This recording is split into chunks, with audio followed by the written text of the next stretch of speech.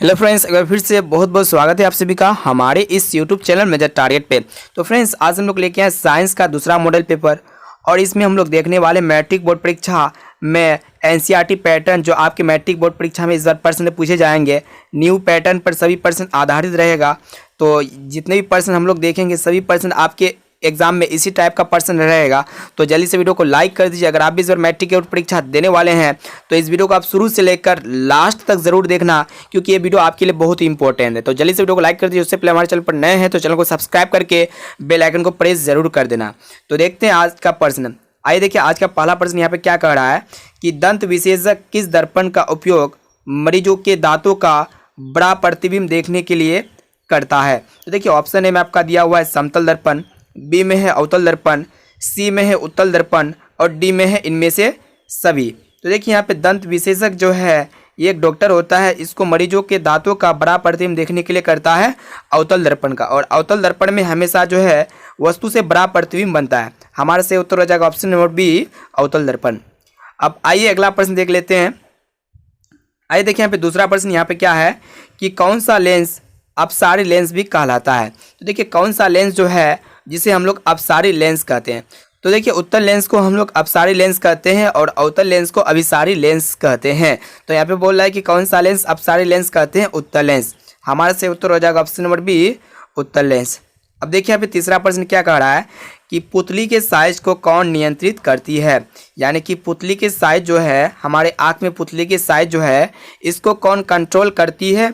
तो देखिए, मानव नेत्र में कॉर्निया के पीछे एक संरचना होती है जिसे परितारिका कहते हैं, और यह पुतली के साइज को नियंत्रित करती है, रेटिना या फिर दृष्टिपटल। ठीक है, हमारे से उत्तर हो जाएगा ऑप्शन नंबर डी, रेटिना या फिर दृष्टिपटल।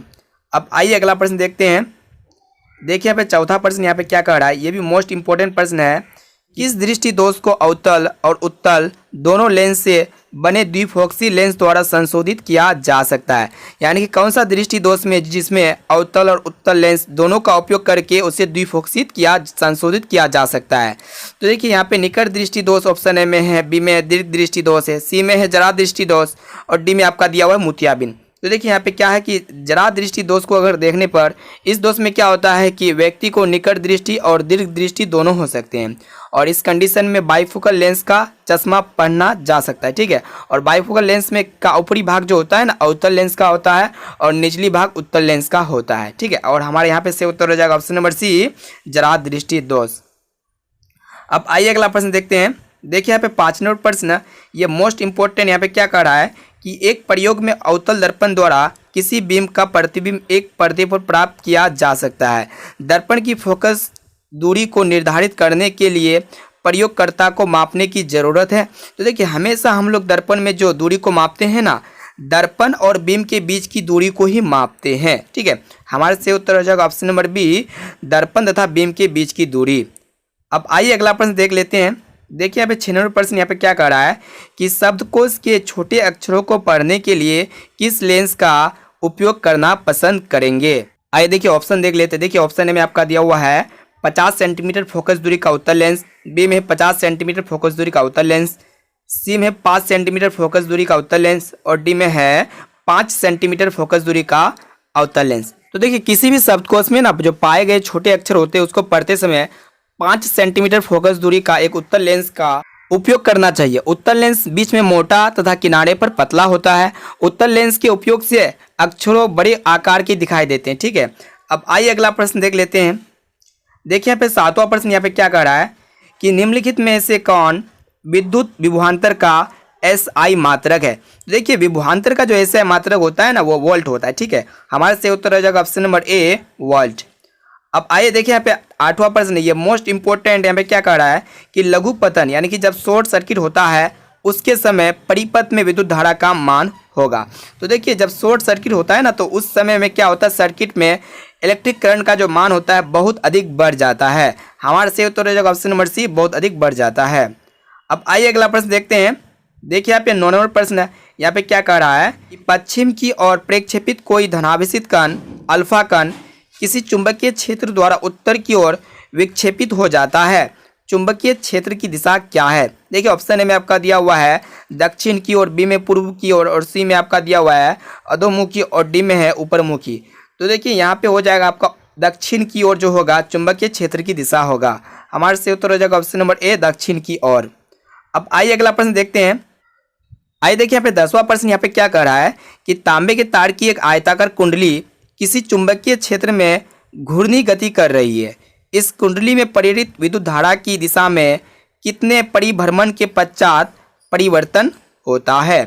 आइए देखिए ऑप्शन ए में आपका दिया हुआ है 2, बी में है 1, सी में आधे और डी में आपका दिया हुआ है चौथाई। देखिए इसका आंसर आपको पता है तो जल्दी से जाइए और कमेंट बॉक्स में बताइए कि इसका सही उत्तर क्या होगा। अब आइए अगला प्रश्न देखते हैं। आइए देखिए यहाँ पे 11वां नंबर प्रश्न यहाँ पे क्या कह रहा है कि किसी विद्युत धारा वाहित सीधी लंबी परितारिका के भीतर चुंबकीय क्षेत्र क्या होता है। किसी भी इलेक्ट्रिक जो धारावाही सीधी लंबी परितारिका होता है उसके भीतर चुंबकीय क्षेत्र क्या होता है। देखिए इसके सिरे की ओर जाने पर बढ़ता है। ठीक है, हमारे से उत्तर हो जाएगा ऑप्शन नंबर सी, इसके सिरे की ओर जाने पर बढ़ता है। अब आइए अगला प्रश्न देखते हैं। आइए देखिए पे 12वां नंबर प्रश्न, ये मोस्ट इंपोर्टेंट प्रश्न यहाँ पे क्या कह रहा है कि सौर कुकर के लिए कौन सा दर्पण सर्वाधिक उपयुक्त होता है। तो देखिए सौर कुकर जो होता है ना उसके लिए अवतल दर्पण का उपयोग सर्वाधिक होता है और हमारे से उत्तर हो जाएगा ऑप्शन नंबर सी, अवतल दर्पण। और अवतल दर्पण में क्या होता है क्योंकि यह प्रकाश किरणों को एक जगह जमा करती है। अब आइए अगला प्रश्न देखते हैं। देखिए यहाँ पे 13वां नंबर प्रश्न, ये मोस्ट इंपोर्टेंट प्रश्न यहाँ पे है कि चिपको आंदोलन का मुख्य उद्देश्य संरक्षित करता है। देखिए ऑप्शन ए में आपका दिया मिट्टी को, बी में है वृक्षों को और सी में है जल को, डी में है बिजली को। देखिए ये चिपको आंदोलन जो है ना इसका मुख्य उद्देश्य क्या होता है कि चिपको आंदोलन पेड़ों को बचाने के लिए पेड़ों से चिपक कर जान देना और पेड़ों को काटने नहीं देना, ये होता है चिपको आंदोलन। ठीक है, यानी कि वृक्षों को काटना ना देना। हमारे से उत्तर हो जाएगा ऑप्शन नंबर बी, वृक्षों को। अब देखिए यहाँ पे 14वां नंबर प्रश्न यहाँ पे क्या कर रहा है कि निम्नलिखित में से किस विलयन का उपयोग दीवारों की सफेदी करने के लिए किया जाता है। तो देखिए कैल्शियम हाइड्रोक्साइड सोल्यूशन जो है इसका उपयोग हम लोग दीवारों को सफेदी करने के लिए करते हैं। ठीक है, कैल्शियम हाइड्रोक्साइड। और हमारे से उत्तर हो जाएगा option number B, calcium hydroxide. ठीक है, अब आइए अगला प्रश्न देख लेते हैं। देखिए यहाँ पे 15वां नंबर प्रश्न, ये मोस्ट इंपॉर्टेंट यहाँ पे क्या कर रहा है कि Na2SO4 plus BaCl2 tense to BaSO4 plus 2NaCl, यह कौन सा अभिक्रिया आप सभी को बताना है।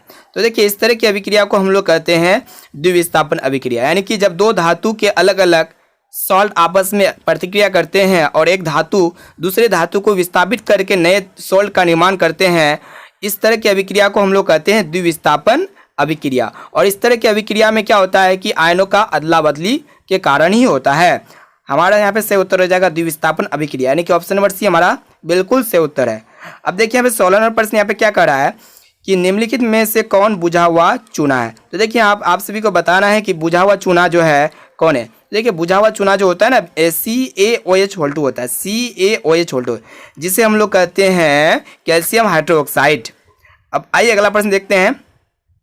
देखिए यहाँ पे 17वां नंबर प्रश्न यहाँ पे क्या कह रहा है कि लवण Na2CO3 का जलीय विलयन का pH है, यानी कि यहाँ पे लवण दिया हुआ है Na2CO3 और इसका जलीय विलयन है और इसका pH मान आप सभी को बताना है।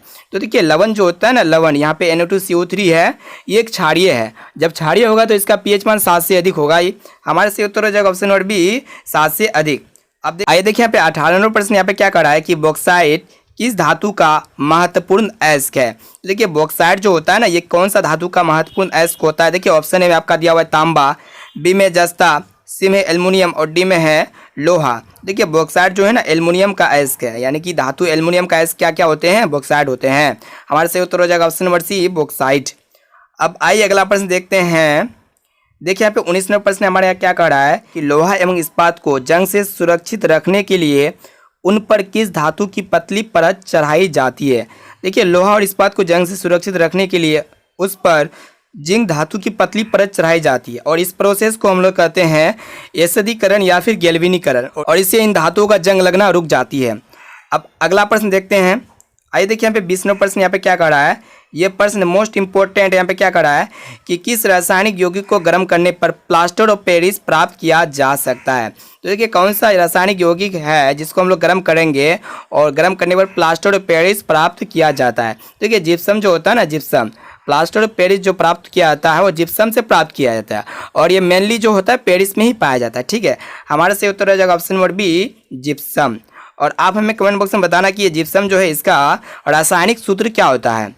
अब देखिए यहाँ पे 21 नंबर प्रश्न यहाँ पे क्या करा है कि एसिटिक अम्ल का आयुपेक नाम बताना है। देखिए एसिटिक अम्ल जो होता है ना, इसका आयुपेक नाम क्या होता है, एथेनोइक अम्ल होता है। हमारे से उत्तर हो जाएगा ऑप्शन नंबर ए, एथेनोइक अम्ल। अब आइए अगला प्रश्न देखते हैं। देखिए यहाँ पे 22 नंबर प्रश्न यहाँ पे क्या करा है कि विद्युत अपघटनी परिष्करण में अशुद्ध धातु को बनाया जाता है। तो देखिए विद्युत अपघटनी परिष्करण क्या होता है कि इस विधि में तांबा, सोना, चांदी, जिंक, टिन आदि का परिष्करण किया जाता है, ठीक है। और अशुद्ध धातु को एनोड से जोड़ दिया जाता है। अशुद्ध धातु जो होता है ना, इसको एनोड से हम जोड़ देंगे, जबकि शुद्ध धातु को एक पतला टुकड़ा लेकर उसे कैथोड से जोड़ दिया जाता है। तो यहाँ पे क्वेश्चन क्या कह रहा है कि विद्युत अपघटनी परिष्करण में अशुद्ध धातु को बनाया जाता है, किससे, अशुद्ध धातु को किससे जोड़ा जाता है, एनोड से जोड़ा जाता है। हमारे से उत्तर हो जाएगा ऑप्शन नंबर ए, एनोड। अब आइए अगला प्रश्न देखते हैं। आइए देखिए यहाँ पे 23 नंबर प्रश्न हमारे यहाँ पे है कि अष्टक सिद्धांत को किसने स्थापित किया। तो देखिए अष्टक सिद्धांत जो है ना, इसको स्थापित करने वाला था डोबराइनर। हमारे से उत्तर हो जाएगा ऑप्शन नंबर ए, डोबराइनर। अब आइए अगला प्रश्न देख लेते हैं। देखिए यहाँ पे 24 नंबर प्रश्न यहाँ पे क्या कह रहा है कि आधुनिक आवर्त नियम के अनुसार तत्वों का गुणधर्म क्या होता है। यानी कि आधुनिक आवर्त के नियम के अनुसार तत्वों का जो गुणधर्म होता है ना, परमाणु संख्या का आवर्त फलन होते हैं। हमारे से उत्तर हो जाएगा ऑप्शन नंबर बी, परमाणु संख्या का आवर्त फलन है। अब आइए अगला प्रश्न देख लेते हैं।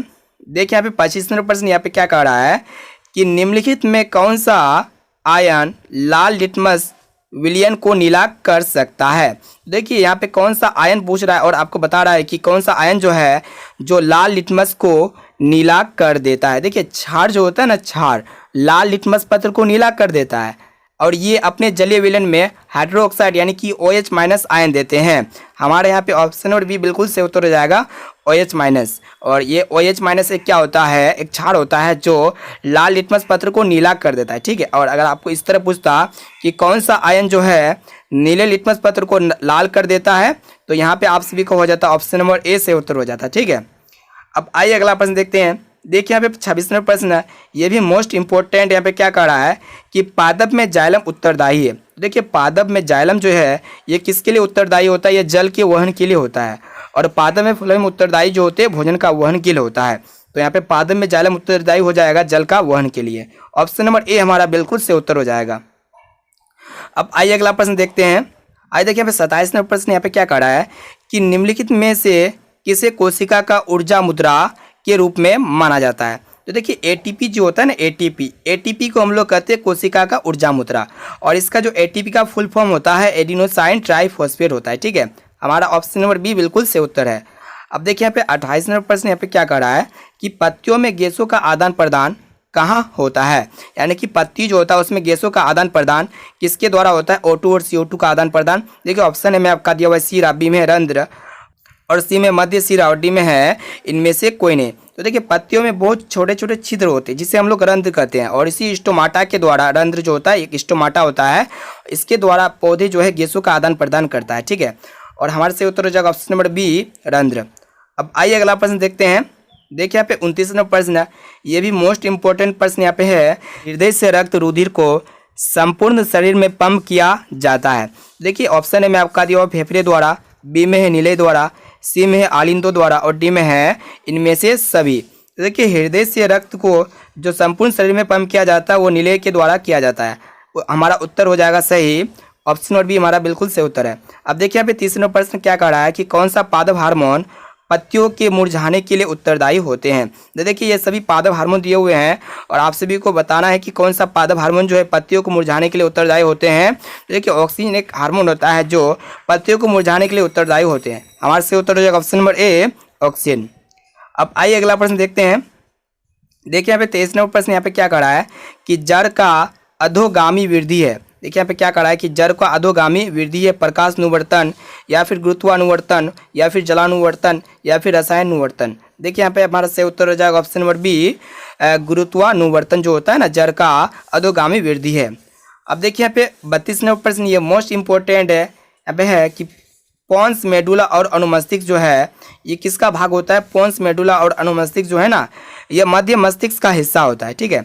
हमारे से उत्तर हो जाएगा ऑप्शन नंबर बी, मध्य मस्तिष्क का हिस्सा। अब आइए अगला प्रश्न देखते हैं।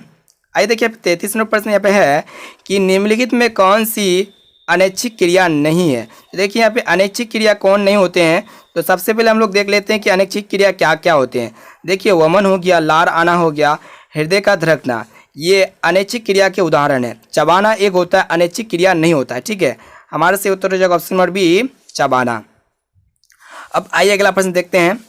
देखिए यहाँ पे 34 नंबर प्रश्न हमारा यहाँ पे क्या कह रहा है कि अलैंगिक जनन मुकुलन द्वारा होता है, यानी कि अलैंगिक जनन मुकुलन द्वारा किस में होता है, ईस्ट में होता है। हमारे से उत्तर हो जाएगा ऑप्शन नंबर बी, ईस्ट में। अब देखिए यहाँ पे 35 नंबर प्रश्न, ये मोस्ट इंपॉर्टेंट प्रश्न है कि शुक्राणु का निर्माण होता है, यानी कि शुक्राणु जो है, जो नर मादा जनन अंग है, इसका निर्माण जो है कहाँ पे होता है, विरसन में होता है। हमारे से उत्तर हो जाएगा ऑप्शन नंबर ए, विरसन में। अब आइए अगला प्रश्न देखते हैं। देखिए यहाँ पे 36 नंबर प्रश्न, ये मोस्ट इंपॉर्टेंट है। यहाँ पे क्या कह रहा है कि पुष्प का कौन सा भाग फल बनता है। देखिए ऑप्शन में आपका दिया परागकोश, बी में है वर्तिकाग्र और सी में है वर्तिका और डी में है अंडाशय। तो देखिए अंडाशय या अंडज से फल बनता है, ठीक है, यह फूल का भाग होता है, यानी कि हमारा से उत्तर हो जाएगा ऑप्शन नंबर डी, अंडाशय। अब देखिए यहाँ पे 37 नंबर प्रश्न यहाँ पे है कि लिंग गुणसूत्र का पूर्ण जोड़ा पाया जाता है। तो देखिए लिंग गुणसूत्र का पूर्ण जोड़ा किस में पाया जाता है, पुरुष में पाया जाता है या फिर स्त्री में, या फिर पुरुष और स्त्री दोनों में, या फिर किसी में भी नहीं। तो देखिए लिंग गुणसूत्र का जो संपूर्ण हिस्सा पाया जाता है ना, संपूर्ण जोड़ा, वो पाया जाता है स्त्री में। हमारे से उत्तर हो जाएगा ऑप्शन नंबर बी, स्त्री में। अब आइए अगला प्रश्न देख लेते हैं। देखिए यहाँ पे 38 नंबर प्रश्न यहाँ पे क्या कह रहा है कि मानव शरीर के किसी सामान्य कोशिका में गुणसूत्रों के कितने युग्म होते हैं। देखिए मानव शरीर के किसी भी सामान्य कोशिका में गुणसूत्र के कुल 23 युग्म होते हैं, 23 जोड़े होते हैं। हमारे से उत्तर हो जाएगा ऑप्शन नंबर सी, 23। अब आइए देखिए यहाँ पे 39 नंबर प्रश्न यहाँ पे क्या कह रहा है कि निम्न में कौन से समूह में केवल जैव निम्नकरणीय पदार्थ है। तो देखिए जैव निम्नकरणीय पदार्थ क्या होते हैं कि वे पदार्थ जो जैविक प्रक्रम, यानी कि जीवाणु हो गया, बैक्टीरिया हो गया, द्वारा अपघटित हो जाते हैं, उसे हम लोग कहते हैं जैव निम्नकरणीय पदार्थ। और यहाँ पे अगर ऑप्शन में देखा जाए घास, पुष्प तथा चमड़ा, घास, पुष्प तथा चमड़ा, ये जो होता है ना जैव निम्नकरणीय पदार्थ होते हैं। और बी में आपका दिया हुआ है घास, लकड़ी, प्लास्टिक, ये नहीं होगा जैव निम्नकरणीय पदार्थ। और सी में आपका दिया हुआ है फसलों के छिलके, केक एवं रबड़, ये भी होगा जैव निम्नकरणीय पदार्थ। और डी में आपका दिया हुआ है केक, लकड़ी एवं घास, और ये भी होगा हमारा जैव निम्नकरणीय पदार्थ। तो हमारा से उत्तर हो जाएगा ऑप्शन नंबर ए, सी और डी, हमारे से उत्तर तीनों हो जाएगा, ठीक है। अब आइए अगला प्रश्न देख लेते हैं। आइए देखिए यहाँ पे 40 नंबर प्रश्न, ये भी मोस्ट इंपॉर्टेंट। यहाँ पे क्या कर रहा है कि पादप हार्मोन, ये साइटोकिनिन एक पादप हार्मोन होते हैं, यह सहायक है, किसके लिए सहायक होते हैं। देखिए ऑप्शन में आपका दिया हुआ है प्रौढ़ों के अग्रभाग की लंबाई में वृद्धि के लिए, बी में तने की वृद्धि के लिए, और सी में है पादप का प्रकाश की ओर मुड़ने के लिए, और डी में है इनमें से सभी। हमारे से उत्तर हो जाएगा ऑप्शन नंबर डी, इनमें से सभी। अब आइए अगला प्रश्न देखते हैं। देखिए यहाँ पे 41 नंबर प्रश्न, ये भी मोस्ट इंपॉर्टेंट है कि हाइड्रा में प्रजनन की विधि निम्नलिखित में से कौन है। तो देखिए हाइड्रा में प्रजनन की विधि जो होता है निम्नलिखित में से कौन होता है, मुकुलन होता है। हमारे से उत्तर हो जाएगा ऑप्शन नंबर सी, मुकुलन। अब देखिए यहाँ पे 42 नंबर प्रश्न, यहाँ पे क्या कह रहा है कि पुष्प का कौन सा भाग परागकण बनाता है। देखिए पुष्प का कौन सा भाग जो है ना परागकण बनाता है। देखिए पुंकेसर जो होता है ना, पुंकेसर पुष्प का भाग होता है जो परागकण बनाता है। हमारे से उत्तर हो जाएगा ऑप्शन नंबर सी, पुंकेसर। अब आइए अगला प्रश्न देख लेते हैं कि निम्न में से कौन मानव में मादा जनन तंत्र का भाग नहीं है। देखिए मानव में मादा जनन तंत्र का भाग कौन नहीं होते हैं। देखिए ऑप्शन ए में आपका दिया हुआ अंडाशय, बी में है गर्भाशय, सी में शुक्रवाहिका, और डी में है डिंब वाहिनी। तो देखिए मानव में मादा जनन तंत्र का भाग क्या क्या होते हैं, अंडाशय होते हैं, गर्भाशय होते हैं, यहाँ पे अंडवाहिनी भी होते हैं, लेकिन शुक्रवाहिका नहीं होते हैं बल्कि अंडवाहिनी होते हैं, ठीक है। यहाँ पे ऑप्शन नंबर सी हमारा बिल्कुल से उत्तर हो जाएगा, मादा जनन तंत्र का भाग कौन है, शुक्रवाहिका नहीं है। अब देखिए यहाँ पे 44 नंबर प्रश्न, यहाँ पे क्या कर रहा है कि वंशागत नियमों का प्रतिपादन किसने किया। देखिए ऑप्शन ए में आपका दिया हुआ है चार्ल्स डार्विन, बी में रॉबर्ट हुक, और सी में है जेसी बोस, और डी में है ग्रेकर जॉन मेंडल। देखिए ग्रेकर जॉन मेंडल एक साइंटिस्ट, महान साइंटिस्ट है जिसने वंशागत नियमों का प्रतिपादन किया था। अब आइए अगला प्रश्न देखते हैं। आइए देखिए 45 नंबर प्रश्न, ये भी मोस्ट इंपॉर्टेंट। यहाँ पे क्या कह रहा है कि स्त्रियों में लिंग गुणसूत्र का युग्म होते हैं। तो देखिए स्त्री में 23वें जोड़े गुणसूत्र पाए जाते हैं। इसमें इस गुणसूत्र को हम लोग XX द्वारा प्रदर्शित करते हैं, ठीक है। हमारा ऑप्शन नंबर बी बिल्कुल से उत्तर हो जाएगा XX। अब देखिए यहाँ पे 46वें प्रश्न यहाँ पे क्या करा है कि मंड परीक्षण के लिए हरी पत्ती पर आयोडीन डालने से पहले पत्ती को अल्कोहल में उबाला जाता है। मंड को घोलने के लिए, क्लोरोफिल को घोलने के लिए और सी में दिया हुआ है पत्ती को मुलायम करने के लिए। तीनों बातें सही है। हमारे से उत्तर हो जाएगा ऑप्शन नंबर डी, इनमें से सभी के लिए। अब आइए अगला प्रश्न देख लेते हैं। देखिए यहाँ पे 47वां प्रश्न, ये भी मोस्ट इम्पोर्टेंट है कि स्लाइड को सर्वप्रथम कंपाउंड माइक्रोस्कोप से देखा जाता है कितने गुने पर, 10 गुना पर, यानी कि ऑप्शन नंबर बी हमारा बिल्कुल से उत्तर हो जाएगा 10 गुना पर। अब देखिए यहाँ पे 48वां प्रश्न यहाँ पे क्या है कि दो तंत्रिका कोशिका के मध्य खाली स्थान को क्या कहते हैं। यह भी प्रश्न मोस्ट इम्पोर्टेंट है। देखिए दो तंत्रिका कोशिका के मध्य खाली स्थान को हम लोग सिनेप्स कहते हैं। हमारे से उत्तर हो जाएगा ऑप्शन नंबर बी, सिनेप्स। तो फ्रेंड्स आज के लिए इतना ही, फिर मिलते हैं जल्दी अगले वीडियो पे। और इस वीडियो को अपने दोस्तों में जरूर शेयर करें ताकि सभी स्टूडेंट्स अपने मैट्रिक बोर्ड परीक्षा में अच्छे से अच्छे मार्क्स ला सके। तो दोस्तों